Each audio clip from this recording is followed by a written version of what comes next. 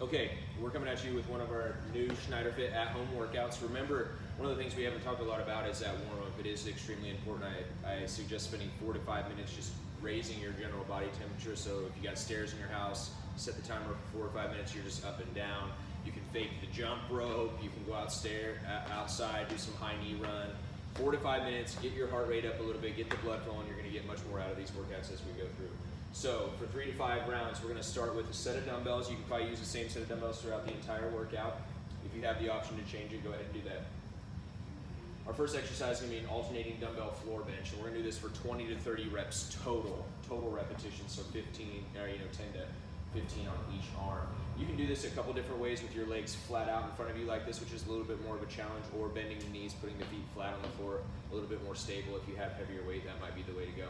Starting both dumbbells at the top, you're just gonna lower one at a time, gentle touch the elbow to the floor.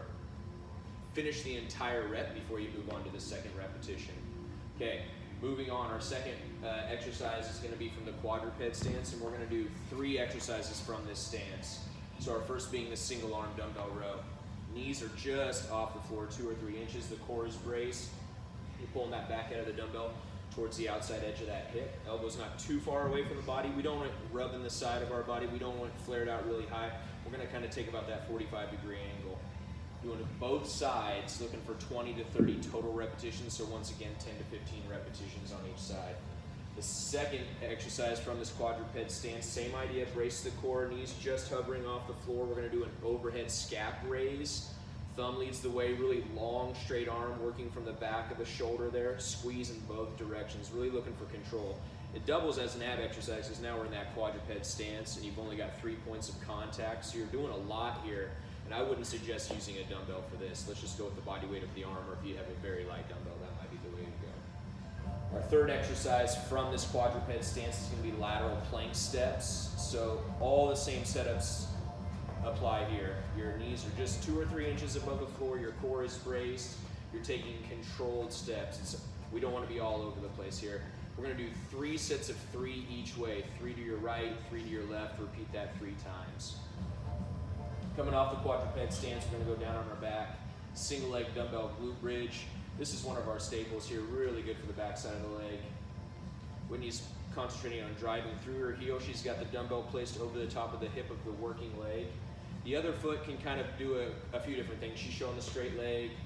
You can also bend that knee, wrap that heel up on top of your hip or your opposite knee there, and get a little bit more stretch out of the hip, what we call the figure 4 position. We're looking for, once again, 10 to 20 reps total on each leg here.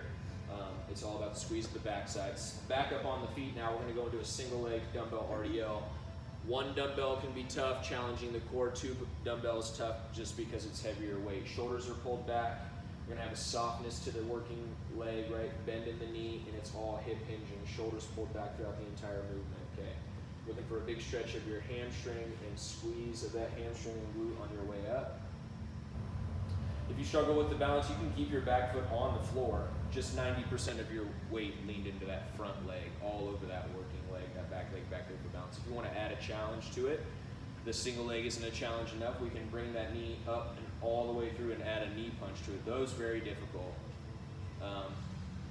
If you want to try something a little bit tougher like that, you can always come to center and then knee punch. So, hip hinge, touch, add the knee punch for a little extra add there.